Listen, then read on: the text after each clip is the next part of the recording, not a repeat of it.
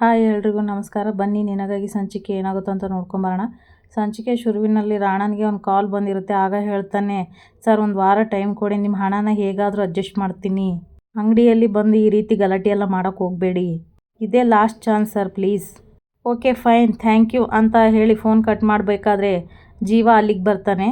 ಜೀವ ಹೇಳ್ತಾನೆ, ಒಂದು ಫೈಲ್ನ ತೊಗೊಂಬಂದು ಇದು ತಗೋ ಅಂತ ಹೇಳ್ತಾನೆ. ಅದಕ್ಕೆ ರಾಣ ಹೇಳ್ತಾನೆ, ಏನಿದು?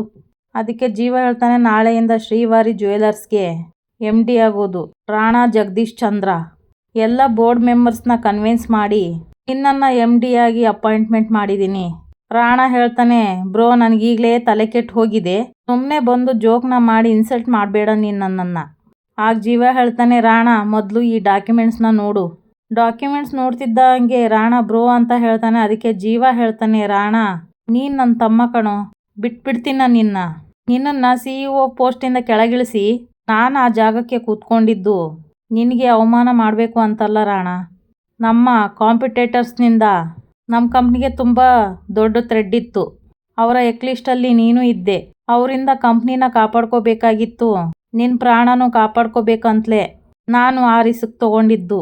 ನಿನ್ನ ಕೆಳಗೆ ಒಬ್ಬ ಸಾಮಾನ್ಯ ಎಂಪ್ಲಾಯ್ ಆಗಿ ನಾನು ಕೆಲಸ ಮಾಡ್ತೀನಿ. ಅಪ್ಪ ಕಷ್ಟಪಟ್ಟು ಕಟ್ಟಿರೋ ಸಾಮ್ರಾಜ್ಯ ಕಣೋ ಇದು. ಎಚ್ಚರಿಕೆಯಿಂದ ಕಾಪಾಡ್ಕೊಳ್ಳೋದು ನಿನ್ನ ಜವಾಬ್ದಾರಿ. Congratulation and all the best. ಒಳ್ಳೇದಾಗಲಿ ನಿನಗೆ. ರಾಣ ನಿನಗೆ ಎಷ್ಟೇ ಕಷ್ಟ ಬಂದರೂ ಈ ಅಣ್ಣ ನಿನ್ನ ಜೊತೇಲಿ ಇರ್ತಾನೆ. ಮಾಧುರಿ ವಿಷಯದಲ್ಲಿ ನಾನು ನಿನಗೆ ದ್ರೋಹ ಬಗ್ದಿಲ್ಲ ಕಣೋ. ಆದರೆ ಅವತ್ತಿನ ಪರಿಸ್ಥಿತಿಗಳು ನನ್ನನ್ನು ವಿಲನ್ನಾಗಿ ಮಾಡಿಬಿಡ್ತು.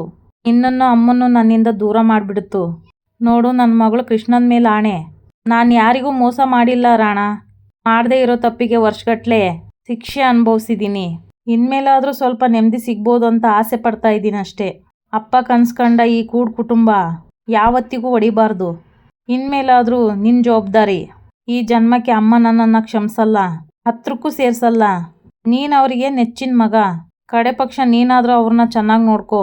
ಇದು ಒಂದೇ ನಾನು ನಿನ್ನನ್ನು ಬೇಡ್ಕೊಳ್ಳೋದು ಅಂತ ಹೇಳಿ ಜೀವ ಅಲ್ಲಿಂದ ಹೋಗ್ತಾನೆ. ಇದನ್ನೆಲ್ಲ ಪದ್ಮಜ ಕೇಳಿಸ್ಕೊತಾಳೆ. ಈ ಕಡೆ ರಚನಾನ ತೋರಿಸ್ತಾರೆ. ರಚನಾ ಹೇಳ್ತಾಳೆ, ಜೀವ ರಾಣನ್ಗೆ ಡಾಕ್ಯುಮೆಂಟ್ಸ್ ಕೊಟ್ರಾ? ಅಲ್ಲಿ ಕಪಿಲ್ ಭಾಮಿನಿ ಅಲ್ಲಿಗೆ ಬರ್ತಾರೆ. ಕಪಿಲ್ ಹೇಳ್ತಾನಂತೆ, ಕರೆದ್ರಂತೆ. ಆಗ ಭಾಮಿನಿ ಹೇಳ್ತಾಳೆ, ಈ ಮನೆಯಲ್ಲಿ ಕೆಲ್ಸದವ್ರ ಥರ ಅಲ್ವಾ ನಾವು, ಸಂಬಳ ಇಲ್ದಂಗೆ ಇರ್ತೀವಲ್ವಾ. ನಿಮ್ಮಪ್ಪನ ಕೆಲಸದ ಮೇಲೆ ಬಾಂಬೆ ಕಳಿಸಿದ್ದಾರೆ, ನಮಗೂ ಏನಾದರೂ ಕೆಲಸ ಕೊಡ್ತಾರಾ ನೋಡೋಣ. ರಚನಾ ಹೇಳ್ತಾಳೆ, ಯಾಕತ್ತೆ ಹೀಗೆಲ್ಲ ನೊಂದ್ಕೊಂತ ಇದ್ದೀರಾ? ಭಾಮಿನಿ ಹೇಳ್ತಾಳೆ, ನೊಂದ್ಕೊಂಡ್ರು ಅದರಿಂದ ಏನೂ ಆಗಲ್ವಲ್ಲಮ್ಮ, ಮಾತಿಗಷ್ಟೇ ಜಗದೀಶ್ ಚಂದ್ರ ಕುಟುಂಬದವರು, ಆದರೆ ಕೈ ಯಾವಾಗಲೂ ಖಾಲಿನೇ ಅಂತ ಹೇಳಿದಾಗ ಜೀವ ಹೇಳ್ತಾನೆ, ಚಿಕ್ಕಮ್ಮ ಇನ್ನು ಮುಂದಕ್ಕೆ ನಿಮ್ಮ ಕೈ ಖಾಲಿ ಇರಲ್ಲ, ತಗೊಳ್ಳಿ ಅಂತ ಒಂದು ಪೇಪರ್ನ ಕೊಡ್ತಾನೆ. ಆಗ ಅದನ್ನು ನೋಡಿ ಭಾಮಿನಿ, ಏನಿದು? ಆಗ ಜೀವ ಹೇಳ್ತಾನೆ, ಶ್ರೀವಾರಿ ಜ್ಯುವೆಲರ್ಸ್ನ ಹೊಸ ಬ್ರಾಂಚ್ ಸದ್ಯದಲ್ಲೇ ಓಪನ್ ಆಗ್ತಾ ಇದೆ, ಅದಕ್ಕೆ CEO ಕಪಿಲ್. ಈ ಕಡೆ ರಚನಾ ಹೇಳ್ತಾಳೆ, ಮದುವೆ ವಯಸ್ಸಿನವನು ಹೆಣ್ಣು ನೋಡೋಕೆ ಹೋದರೆ ಮೊದಲು ಕೇಳೋ ಪ್ರಶ್ನೆನೇ ಹುಡುಗ ಏನು ಮಾಡ್ತಾನಂತ ಕೇಳುವುದಲ್ಲನತ್ತೆ. ಜೀವ ಹೇಳ್ತಾನೆ, ಇನ್ನು ಮುಂದೆ ತುಂಬ ಧೈರ್ಯವಾಗಿ ಹೇಳ್ಬೋದು, ನನ್ನ ತಮ್ಮ ಕಪಿಲ್ ಒಂದು ಅಂಗಡಿಗೆ ಓನರು ಅಂತ. ತಗೊಳ್ಳಿ ಅತ್ತೆ ಅಂತ ಇನ್ನೊಂದು ಫೈಲ್ನ ಕೊಡೋಕ್ಕೆ ನೋಡ್ತಾಳೆ. ಅಷ್ಟರಲ್ಲಿ ಕಪಿಲ್ ಹೇಳ್ತಾನೆ, ಏನಿದು ಅಂತ. ಆಗ ಜೀವ ಹೇಳ್ತಾನೆ, ನಿಮ್ಮ ಹೆಸ್ರಿಗೆ ಒಂದು ಮನೆ ಮಾಡಿದ್ದೀವಿ, ಅದ್ರ ಡಾಕ್ಯುಮೆಂಟ್ ಇದು. ರಚ್ಚು ಹೇಳ್ತಾಳೆ, ಅತ್ತೆ ಈಗ ನೀವು ಮನೆ ಓನರ್, ಹಾಗಂತ ಅಲ್ಲಿಗೆ ಹೋಗಿಬಿಡಬೇಡಿ, ನಮ್ಮ ಜೊತೆಲೇ ಇರಬೇಕು.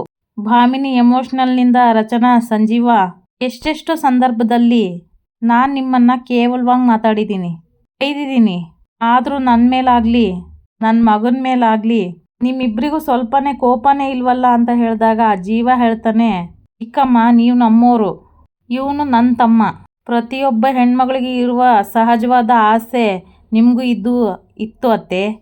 ಅದು ನೆರವೇರದೆ ನೀವು ಕಷ್ಟಪಡ್ತಾ ಇರೋದನ್ನು ನಾನು ನಿಮ್ಮ ಮಗ ಗಮನಿಸಿದ್ವಿ, ಅದಕ್ಕೆ ಇದೊಂದು ಪುಟ್ಟ ಕಾಣಿಕೆ ಅಷ್ಟೇ ಅಂತ ರಚನಾ ಹೇಳ್ತಾಳೆ. ಆಗ ಭಾಮಿನಿ ಹೇಳ್ತಾಳೆ, ಭಾಮಿನಿ ಕೈ ಮುಕ್ಕೊಂಡು, ಸಂಜೀವ ನಿಮಗೆ ಹೇಗೆ ಕೃತಜ್ಞತೆ ಹೇಳಬೇಕು ನನಗೆ ಗೊತ್ತಾಗ್ತಾ ಇಲ್ಲ.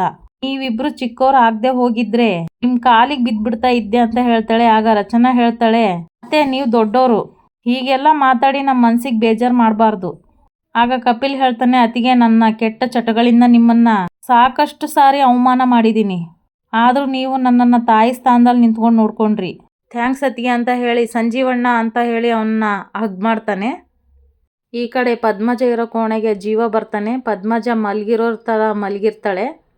ಜೀವ ಪದ್ಮಜನ ನೋಡಿಕೊಂಡು, ಅಮ್ಮ ಹೋದ ಜನ್ಮದಲ್ಲಿ ನಾನೇನೋ ನಿನಗೆ ತುಂಬ ಅನ್ಯಾಯ ಮಾಡಿದ್ದೆ ಅನಿಸುತ್ತೆ, ಈ ಜನ್ಮದಲ್ಲಿ ನಿನ್ನ ಪ್ರೀತಿ ಸಿಗ್ದೇನೆ ಒದ್ದಾಡ್ತಾ ಇದ್ದೀನಿ. ನೀನು ಹೇಳೋ ಥರ ನನ್ನ ಜಾತಕನೇ ಸರಿ ಇಲ್ಲ. ಅದಕ್ಕೆ ನಾನು ಪ್ರೀತಿ ಮಾಡೋರೆಲ್ಲ ನಾನು ಬಿಟ್ಟು ದೂರ ಹೋಗ್ಬಿಡ್ತಾರೆ. ಅಮ್ಮ, ನನ್ನ ಮನಸ್ಸಾಕ್ಷಿಗೆ ತಿಳಿದ ಹಾಗೆ ನಾನು ಯಾವ ತಪ್ಪನ್ನು ಮಾಡಿಲ್ಲ ಅಮ್ಮ. ಆದರೆ ನಾನು ಮಾಡದೇ ಇರೋ ತಪ್ಪಿಗೆ ನನಗೆ ಶಿಕ್ಷೆ ಕೊಡೋ ಹಾಗಿದ್ರೆ ನಾನು ದೇವರಲ್ಲಿ ಬೇಡ್ಕೊಳ್ಳೋದು ಒಂದೇ ವರ. ಒಂದಿನದ ಮಟ್ಟಿಗೆ ನಾನು ನಮ್ಮಮ್ಮನಿಗೆ ಮಗನಾಗಿ ಬದುಕಬೇಕು. ಅವ್ರ ಮಡ್ಲಲ್ಲಿ ಮಲ್ಕೋಬೇಕು, ಅವ್ರ ಲಾಲಿ ಕೇಳಬೇಕು, ಅವ್ರ ಕೈ ತುತ್ತು ತಿನ್ಬೇಕು, ಅಮ್ಮ ಅಮ್ಮ ಅಂತ ಅವ್ರ ಸುತ್ತನೇ ಓಡಾಡ್ತಾ ಇರಬೇಕು ಅಂತ. ಈ ಪಾಪಿ ಪಾಲಿಗೆ ಆ ಥರದ್ದು ವರ ಸಿಗೋದು ಕಷ್ಟನೇ. ಸಾಧ್ಯವಾದರೆ ನನ್ನನ್ನು ಕ್ಷಮಿಸ್ಬಿಡಮ್ಮ ಅಂತ ಬೇಡ್ಕೊತಾನೆ. ಪದ್ಮಜ ಮಲಗಿರ್ಬೇಕಾದ್ರೆ ಅವಳ ಕಾಲಿಗೆ ನಮಸ್ಕಾರ ಮಾಡಿ ಅವಳ ಮೇಲೆ ಹೊದಿಕೆ ಒದಿಸ್ಬಿಟ್ಟು ಅಲ್ಲಿಂದ ಬಾಗಿಲು ಮುಚ್ಕೊಂಡು ಹೋಗ್ತಾನೆ. ಜೀವ ಮಾತಾಡಿದ್ದನ್ನೆಲ್ಲ ಕೇಳಿಸ್ಕೊಂಡಿರ್ತಾಳೆ ಪದ್ಮಜ ಇರೋ ಕೋಣೆಗೆ ದೇವಿ ಹಾಗೆ ಕನಕಾಂಬರಿ ಬರ್ತಾರೆ. ದೇವಿ ಹೇಳ್ತಾಳೆ, ಅಮ್ಮ, ಎಷ್ಟೋ ವರ್ಷಗಳ ನಂತರ ದೊಡ್ಡಮ್ಮನ ಮುಖದಲ್ಲಿ ನಗು ಕಾಣ್ತಾ ಇದೆ. ಕನಕಾಂಬರಿ ಹೇಳ್ತಾಳೆ, ಕತ್ಲೆ ಕೋಣೆಯಿಂದ ಹೊರಗೆ ಬಂದಿರೋ ಖುಷಿ ಅಂತ ಕಾಣಿಸುತ್ತೆ. ದೇವಿ ಹೇಳ್ತಾಳೆ, ನನಗೆ ಇಷ್ಟ ಆಗ್ತಾ ಇಲ್ವಲ್ಲಮ್ಮ ಇದು. ಅದಕ್ಕೇನಂತೆ ಮತ್ತೆ ಅವಳನ್ನ ಕತ್ಲೆ ಕೋಣೆಗೆ ಕಳ್ಸೋಣ ಅಂತ ಕನಕಾಂಬರಿ ಹೇಳ್ತಾಳೆ. ದೇವಿ ಹೇಳ್ತಾಳೆ, ಅದು ಹೇಗೆ ರಚನನ್ನ ಮೀರಿ ನನ್ನನ್ನು ಕತ್ಲೆ ಕೋಣೆಯೊಳಗೆ ಕಳಿಸ್ತೀರಾ ಅಂತ ಒಳಗೆ ಪ್ರಶ್ನೆ ಮಾಡ್ಕೋತಾ ಇದ್ದೀರಾ. ಕನಕಾಂಬರಿ ಹೇಳ್ತಾಳೆ, ಮೀರೋದಕ್ಕೆ ನಾಳೆಯಿಂದ ರಚನಾ ಈ ಮನೇಲಿ ಇದ್ರೆ ತಾನೆ. ಆಗ ದೇವಿ ಹೇಳ್ತಾಳೆ, ನಿನ್ನ ಮುದ್ದಿನ ಸೊಸೆನ ನಾಳೆಯಿಂದ ನಾವು ಮನೆಯಿಂದ ಹೊರಗೆ ಹಾಕ್ತಾ ಇದ್ದೀವಿ. ಕನಕಾಂಬರಿ ಹೇಳ್ತಾಳೆ, ಇಷ್ಟು ವರ್ಷ ಇವಳ ಜೊತೆ ಇವಳ ಮಕ್ಕಳ ಜೊತೆ ನಾವು ಹೇಗೆಲ್ಲ ಆಟ ಆಡಿದ್ದೀವಿ ಅಂತ ಗೊತ್ತಿಲ್ದೇನೆ ಈ ದಡ್ಡಿ ಆಯಸ್ನೇ ಕಳೆದ್ಬಿಟ್ಲಲ್ಲೇ. ದೇವಿ ಹೇಳ್ತಾಳೆ, ಗೊತ್ತು ಮಾಡ್ಬಿಡೋಣವಾ, ಹೇಗೋ ಇನ್ನು ಒಂದು ವಾರದಲ್ಲಿ ತಿಂಗಳಲ್ಲಿ ಸಾಯಿಸ್ಬಿಡ್ತೀವಲ್ಲ ಇವಳನ್ನ. ಕನಕಾಂಬರಿ ಹೇಳ್ತಾಳೆ, ಕರೆಕ್ಟ್ ಅಲ್ವಾ, ಹಾಗೆ ಎಲ್ಲ ಹೇಳ್ಬಿಡೋಣ ರಹಸ್ಯಗಳನ್ನ. ಮೊದಲನೇ ಸತ್ಯ, ಸಂಜೀವನ್ ಜಾತಕದಲ್ಲಿ ಯಾವುದೇ ಥರ ದೋಷ ಇಲ್ಲ. ನಿನ್ನನ್ನು ಅವನಿಂದ ದೂರ ಮಾಡೋಕ್ಕೋಸ್ಕರ ನಾನು ಕಟ್ಟಿರೋ ಕತೆನೇ ಅವನ ಜಾತಕ ಸರಿ ಇಲ್ಲ ಅಂತ. ದೇವಿ ನಗ್ತಾ ಹೇಳ್ತಾಳೆ, ಈ ಅಮ್ಮ ಎಷ್ಟು ಮೂರ್ಖಳು ಅಂದರೆ ನೀನು ಬಿಟ್ಟು ಬೂಸಿನ ನಂಬ್ಕೊಂಡು ಮಗನ್ನ ಪಾಪ ಲಂಡನ್ಗೆ ಕಳಿಸ್ಬಿಟ್ಲು. ಆಗ ಕನಕಾಂಬರಿ ಹೇಳ್ತಾಳೆ, ಆದರೂ ಹೇಗೋ ವಾಪಸ್ ಬಂದ್ಬಿಟ್ಟ, ಅವ್ರ ಅಮ್ಮನ ಜೊತೆ ಮತ್ತೆ ಅಂಟ್ಕೊಂಡ್ಬಿಟ್ಟ, ಹಾಗಂತ ನಾವು ಸುಮ್ಮನೆ ಇರ್ತೀವ. ದೇವಿ ಹೇಳ್ತಾಳೆ, ಅದಕ್ಕೆ ಅಲ್ವಾ ಅಮ್ಮ ಮಾಧುರಿ ವಿಷಯದಲ್ಲಿ ನೀನು ಫಿಟ್ಟಿಂಗ್ ಇಟ್ಟಿದ್ದು. ಕನಕಾಂಬರಿ ಹೇಳ್ತಾಳೆ, ಮಾಧುರಿನೂ ಸಂಜೀವನು ಒಬ್ರನ್ನೊಬ್ರು ಪ್ರೀತಿಸ್ತಾ ಇದ್ರು. ಆ ವಿಷಯ ನನಗೆ ಹೇಗೋ ಗೊತ್ತಾಯಿತು. ಅದಕ್ಕೆ ನಾನು ರಾಣನಿಗೆ ಅವಳ ಫೋಟೋ ಕೊಟ್ಟು ಅವಳನ್ನ ಪ್ರೀತಿಸೋ ಹಾಗೆ ಮಾಡಿದೆ. ಜೊತೆಗೆ ಸಂಜೀವನೇ ಆ ಸಂಬಂಧನ ಮಾತಾಡೋ ಹಾಗೆ ಕನ್ವಿನ್ಸ್ ಮಾಡಿದೆ. ಆಗ ದೇವಿ ಹೇಳ್ತಾಳೆ, ರಾಣ ಪ್ರೀತಿ ಮಾಡ್ತಾ ಇರೋ ಹುಡುಗಿ ಮಾಧುರಿ ಅಂತ ಗೊತ್ತಿಲ್ದೇನೆ ಸಂಜೀವ ಮಾತು ಕೊಟ್ಬಿಟ್ಟ, ಮದುವೆ ಮಾಡಿಸ್ಕೊಡ್ತೀನಿ ಅಂತ. ತೀರಾ ಅವನ ಮನೆಗೆ ಹೋದ್ಮೇಲೆ ತಾನೇ ಅವನಿಗೆ ಗೊತ್ತಾಗಿದ್ದು ಹುಡುಗಿ ಬೇರೆ ಯಾರೂ ಅಲ್ಲ ಮಾಧುರಿ ಅಂತ. ನೀನು ನನ್ನ ಮದುವೆ ಆಗದೆ ಇದ್ರೆ ನಾನು ಸತ್ತೋಗ್ತೀನಿ ಅಂತ ಮಾಧುರಿ ಅವನ್ನ ಹೆದರ್ಸಿದ್ಲು. ವಿಧಿ ಇಲ್ಲದೆ ಸಂಜೀವ ಅವನ್ನ ಮದುವೆ ಮಾಡಿಕೊಂಡು ಮನೆ ಕರ್ಕೊಂಬಂದ. ಇದೇ ಚಾನ್ಸು ಅಂತ ಸಂಜೀವನ್ನ ವಿಲನ್ನಾಗಿ ಮಾಡಿಬಿಟ್ವಿ ನಿಮಗೆ. ಆದರೆ ಮಾಧುರಿಗೆ ಇದ್ರ ಹಿಂದೆ ಇರೋದು ನಾವೇ ಅಂತ ಹೇಗೋ ಗೊತ್ತಾಯಿತು. ಅವಳು ದೇವಿನ ಕರೆದು ವಾರ್ನಿಂಗೂ ಕೊಟ್ಲು ಅಂತ ಕನಕಾಂಬರಿ ಹೇಳ್ತಾಳೆ. ಅದಕ್ಕೆ ಮಾಧುರಿನ ಇವಳು ಸಾಯಿಸ್ಬಿಟ್ಲು. ಆಗ ದೇವಿ ಹೇಳ್ತಾಳೆ, ಇಷ್ಟರಲ್ಲೆಲ್ಲ ಇನ್ನೂ ಒಂದು ಟ್ವಿಸ್ಟು. ಮಾಧುರಿಗೆ ಆಕ್ಸಿಡೆಂಟ್ ಆಗಿದ್ದು ರಚನಾ ಕಾರಿಂದ. ಅವಳೇ ಮಾಧುರಿನ ಅಡ್ಮಿಟ್ ಮಾಡಿದ್ಲು ದೊಡ್ಡಮ್ಮ. ಎಲ್ಲಿ ಮಗಳ ಹೆಸರು ಕೆಟ್ಟೋಗ್ಬಿಡುತ್ತೆ ಅಂತ ಅವರಮ್ಮ ವಜ್ರೇಶ್ವರಿ ಏನು ಮಾಡಿದ್ಲು ಗೊತ್ತಾ, ಮಾಧುರಿನ ಸಾಯಿಸೋಕ್ ಬಂದ್ಲು. ಕನಕಾಂಬರಿ ಹೇಳ್ತಾಳೆ, ಅಷ್ಟರಲ್ಲಿ ಇವಳು ಅವಳನ್ನು ಮುಗಿಸ್ಬಿಟ್ಲು. ದೇವಿ ಹೇಳ್ತಾಳೆ, ಆದರೂ ಮಾಧುರಿನ ಸಾಯಿಸಿದ್ದು ನಾನು ಅಂತ ಅವರಮ್ಮ ಒಂದು ಕಡೆ, ಇಲ್ಲ ಇಲ್ಲ ಇಲ್ಲ ಮಾಧುರಿ ಸತ್ತಿದ್ದು ನನ್ನಿಂದ ಅಂತ ಆ ರಚನಾ ಇನ್ನೊಂದು ಕಡೆ. ಕನಕಾಂಬರಿ ಹೇಳ್ತಾಳೆ, ಈ ಭಯಂಕರವಾದ ಸತ್ಯ ಸಂಜೀವನ್ಗೂ ಗೊತ್ತಿಲ್ಲ, ನಾವು ಗೊತ್ತು ಮಾಡ್ತೀವಿ. ಆಗ ದೇವಿ ಹೇಳ್ತಾಳೆ, ಮೊದಲೇ ಸಂಜೀವನ್ಗೆ ಮೂಗಿನ ತುದಿಲ್ ಕೋಪ, ಇನ್ನು ಮಾಧುರಿನ ಸಾಯಿಸಿದ್ದು ರಚನಾನೇ ಅಂತ ಗೊತ್ತಾದ್ರೆ ಸುಮ್ಮನಿರ್ತಾನ ದೊಡ್ಡಮ್ಮ ಅಂತ ಹೇಳಿದಾಗ ಕನಕಾಂಬರಿ ಹೇಳ್ತಾಳೆ, ಖಚ್ಚಕ್ ಅಂತ ರಚನಾನ ಕತ್ತರಿಸ್ಬಿಡ್ತಾನೆ. ನಾವು ಒಳ್ಳೆಯವ್ರ ಥರ ತಡೆದ್ರೂ ಅವಳನ್ನ ಓಡಿಸ್ಬಿಡ್ತಾನೆ. ಆಗ ಕನಕಾಂಬರಿ ಹೇಳ್ತಾಳೆ, ಒಂದು ಕಡೆ ಅವಳು ಓಡಿದ್ರೆ ಇನ್ನೊಂದು ಕಡೆ ನಿನ್ನ ಮುದ್ದಿನ ಮಗ ರಾಣ ಜೈಲಿಗೆ ಹೋಗ್ತಾನೆ. ಕೃಷ್ಣನಿಗೆ ಸಾಯಿಸೋದಕ್ಕೆ ರೌಡಿಗಳಿಗೆ ಸುಪಾರಿ ಕೊಟ್ಟಿದ್ದಾನೆ ಅಂತ ದೇವಿ ಹೇಳ್ತಾಳೆ. ನಿನ್ನನ್ನು 1 ತಿಂಗಳಲ್ಲಿ ಎತ್ಬಿಡ್ತೀವಿ, ಮಕ್ಕಳು ದೂರ ಆಗ್ಬಿಟ್ರು ಅಂತ ಫೀಲಿಂಗಲ್ಲಿ ಸತ್ತೋದ್ಲು ಅಂತ ಹೊಸ ಕತೆ ಕಟ್ತೀವಿ. ಆಮೇಲೆ ಇಡೀ ಆಸ್ತಿನ ನಾವೇ ಅನುಭವಿಸ್ಕೊಂಡು ಆನಂದವಾಗಿರ್ತೀವಿ ಅಂತ ಹೇಳಿ ಕನಕಾಂಬರಿ ದೇವಿ ಇಬ್ಬರು ನಗೋದಕ್ಕೆ ಶುರು ಮಾಡ್ತಾರೆ. ಪದ್ಮಜ ಅವ್ರು ಹೇಳಿದ ಮಾತನ್ನ ಕೇಳಿ ತುಂಬ ಗಾಬರಿಲಿ ಇರ್ತಾಳೆ. ಈ ಕಡೆ ರಚನಾನ ತೋರಿಸ್ತಾರೆ. ಅಯ್ಯೋ ಇದೇನಿದು, ಇಷ್ಟೊಂದು ರೂಮ್ ಗಲೀಜಾಗಿದೆ, ಕ್ಲೀನ್ ಮಾಡೋ ಅಷ್ಟೊತ್ತಿಗೆ ಸಾಕೋಗುತ್ತೆ. ಜೀವ ಸೈಲೆಂಟಾಗಿ ಬಂದು ಅಲ್ಲಿ ನಿಂತಿರ್ತಾನೆ. ಜೀವನ್ ನೋಡಿದ ತಕ್ಷಣ ರಚನಾ ಹೇಳ್ತಾಳೆ, ಏ ಜೀವ, ಏನಿವತ್ತು ಇಷ್ಟೊತ್ತಾದರೂ ರೆಡಿ ಆಗದೆ ನಿಂತಿದ್ದೀರಾ, ಆಫೀಸಿಗೆ ಹೋಗಲ್ವಾ ಇವತ್ತು? ಜೀವ ಹೇಳ್ತಾನೆ, ಇಲ್ಲ ಇವತ್ತು ಆಫೀಸಿಗೆ ರಜಾ ಹಾಕಿದ್ದೀನಿ. ಯಾಕೆ ಅಂತ ರಚನಾ ಕೇಳಿದಾಗ ಜೀವ ಹೇಳ್ತಾನೆ, ನಾನು ಅಲ್ಲಿಗೆ ಹೋಗಿ ಮಾಡೋದಾದ್ರೂ ಏನಿದೆ, ಇನ್ನು ಎಲ್ಲ ಕೆಲಸನ ರಾಣ ನೋಡ್ಕೋತಾನೆ. ರಚನಾ ಹೇಳ್ತಾಳೆ, ಕರೆಕ್ಟೇ, ಆದರೂ ಸ್ವಲ್ಪ ದಿನ ನಿಗಾ ವಹಿಸೋದು ಒಳ್ಳೇದಲ್ಲ ಜೀವ ಹೇಳ್ತಾನೆ, ಅಯ್ಯೋ ಮುಖ್ಯವಾಗಿ ನಾನು ನಿಗಾ ವಹಿಸ್ಬೇಕಾಗಿರೋದು ಇಲ್ಲಿ ಅಂತ ಹೇಳ್ತಾನೆ. ಅಂದರೆ ಅಂತ ರಚನೆ ಹೇಳಿದಾಗ ಒಂದು ನಿಮಿಷ ಬಂದೇ ಇರು ಅಂತ ಹಾಗೆ ಡೋರ್ನ ಕ್ಲೋಸ್ ಮಾಡ್ತಾನೆ. ಜೀವ ಯಾಕೆ ಕ್ಲೋಸ್ ಮಾಡಿದ್ರಿ ಬಾಗಿಲನ್ನ ಅಂತ ಕೇಳಿದಾಗ ಜೀವ ಹೇಳ್ತಾನೆ, ಗಂಡ ಹೆಂಡತಿ ರೊಮ್ಯಾಂಟಿಕ್ ಮೂಡಲ್ಲಿರುವಾಗ ಯಾರಾದರೂ ಬಂದು ಅಡ್ಡ ಬರಬಾರ್ದಲ್ಲ, ಅದಕ್ಕೆ ಹಾಕಿದೆ ಅಂತ ಜೀವ ಹೇಳ್ತಾನೆ. ನಾನೀಗ ಯಾವ ರೊಮ್ಯಾನ್ಸ್ ಮೂಡಲಿಲ್ಲ ಅಂತ ಹೇಳಿ ಜೀವನ್ ತಳ್ಬಿಟ್ಟು ಅಲ್ಲಿಂದ ಹೋಗ್ತಾಳೆ. ಅಷ್ಟರಲ್ಲಿ ದೇವಿ ಎದುರಿಗೆ ಸಿಗ್ತಾಳೆ. ದೇವಿ ಹೇಳ್ತಾಳೆ, ಏನು ತುಂಬ ಖುಷಿಯಲ್ಲಿರೋ ಹಾಗಿದೆ, ಮುಖ ಹೂ ಥರ ಅರಳಿದೆ ಅಂತ ಹೇಳಿದಾಗ ರಚನೆ ಹೇಳ್ತಾಳೆ, ಇನ್ನೊಬ್ರಿಗೆ ಹಿಂಸೆ ಕೊಡದೆ, ಹೊರಗೊಂದು ಮುಖ ಒಳಗೊಂದು ಮುಖ ಅಂತ ನಾಟಕ ಆಡದೆ ಇರೋದ್ರಲ್ಲೇ ತೃಪ್ತಿ ಪಡೋ ನನ್ನಂಥವ್ರು ಯಾವಾಗಲೂ ಸಂತೋಷವಾಗೇ ಇರ್ತಾರೆ. ಆಗ ದೇವಿ ಹೇಳ್ತಾಳೆ, ಓ ಹೌದಾ ಅಂತ. ಅಷ್ಟರಲ್ಲಿ ಜೀವ ನಿಂತಿರ್ತಾನೆ. ಜೀವನ್ ನೋಡ್ತಾ ಹೇಳ್ತಾಳೆ ದೇವಿ, ಜೀವ ಕೇಳಿಸ್ಕೊಳ್ಳಿ ಅಂತ ನಾಟಕ ಮಾಡ್ತಾ ದೇವಿ ಹೇಳ್ತಾಳೆ, ಅತ್ತಿಗೆ ನೀವು ಈ ಥರದವರು ಅಂತ ನಾನು ನಿರೀಕ್ಷೆ ಮಾಡಿರಲಿಲ್ಲ. ನಮ್ಮ ಸಂಜೀವಣ್ಣನಿಗೆ ಈ ಥರ ಮೋಸ ಮಾಡ್ತೀರಾ ಅಂತ ನಾನು ಕನಸಲ್ಲೂ ಅಂದ್ಕೊಂಡಿರಲಿಲ್ಲ. ರಚನಾ ಹೇಳ್ತಾಳೆ, ಏನು ಮಾತಾಡ್ತಾ ಇದೀಯ ನೀನು, ತಲೆಗಿಲ್ಲ ಕೆಟ್ಟಿಲ್ಲ ತಾನೇ.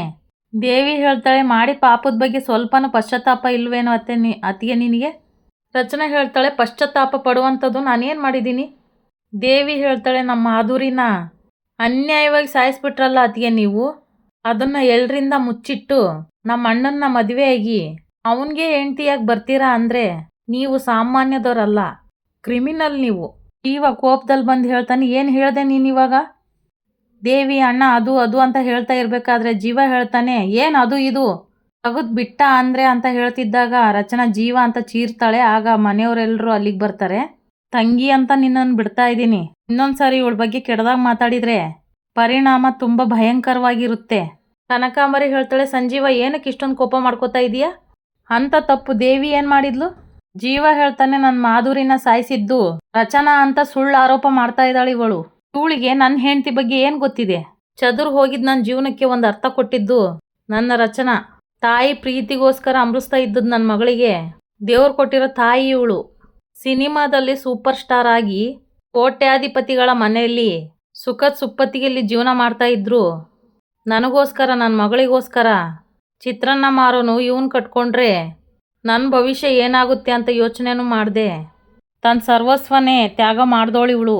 ಇಂಥವಳ ಬಗ್ಗೆ ಬಾಯಿ ಜಾರ್ತೀಯ, ಇನ್ನೊಂದ್ಸಲಿ ನಿನ್ನ ಬಾಯಲ್ಲಿ ಇವಳ ಬಗ್ಗೆ ಅಪ್ಪಿತಪ್ಪಿ ಕೆಟ್ಟದಾಗ ಮಾತಾಡಿದರೆ ನಾಲ್ಗೆನ ಸೀಳು ಬಿಡ್ತೀನಿ ಕತ್ತೆಂತಂದು ಅಂತ ಹೇಳ್ತಾನೆ ಜೀವ. ಆಗ ಕನಕಾಂಬರಿ ಹೇಳ್ತಾಳೆ, ಸಾಕು ನಿಲ್ಸು, ಇಷ್ಟುದ್ದ ನಿನ್ನ ಹೆಂಡತಿ ಬಗ್ಗೆ ಹೇಳ್ತಾ ಇದೆಯಲ್ಲ, ದೇವಿ ಮಾಡಿದ್ದ ಆರೋಪದ ಬಗ್ಗೆ ನಿನ್ನ ಹೆಂಡತಿ ಏನು ಉತ್ತರ ಕೊಡ್ತಾಳೆ ಕೇಳು ಅವಳನ್ನ. ಜೀವ ಹೇಳ್ತಾನೆ, ನಿಮ್ಮ ಸಿಲ್ಲಿ ಕ್ವಶನ್ಗಳಿಗೆಲ್ಲ ನನ್ನ ಹೆಂಡತಿ ಉತ್ತರ ಕೊಡಬೇಕಾಗಿಲ್ಲ. ದೇವಿ ಹೇಳ್ತಾಳೆ, ಅಣ್ಣ ಅದನ್ನ ಅವಳು ಹೇಳಿ. ರಚನಾ, ಕೃಷ್ಣನ ಮೇಲೆ ಆಣೆ ಮಾಡಿ ಹೇಳು, ಮಾಧುರಿ ಸಾವಿಗೆ ಕಾರಣ ಯಾರು ಅಂತ. ಅಷ್ಟರಲ್ಲಿ ರಚನಾನಿಗೆ ಗಾಬರಿ ಆಗ್ಬಿಡುತ್ತೆ. ಇಲ್ಲಿಗೆ ಸಂಚಿಕೆ ಮುಗಿಯುತ್ತೆ. ಯಾರೆಲ್ಲ ನನ್ನ ಚಾನಲ್ ನೋಡ್ತಾ ಇದ್ರು ದಯವಿಟ್ಟು ಸಬ್ಸ್ಕ್ರೈಬ್ ಮಾಡ್ಕೊಳ್ಳಿ. ಹಾಗೆ ಒಂದು ಲೈಕು ಶೇರು ಮಾಡಿ. ವಿಡಿಯೋ ನೋಡಿದ್ದಕ್ಕಾಗಿ ಧನ್ಯವಾದಗಳು.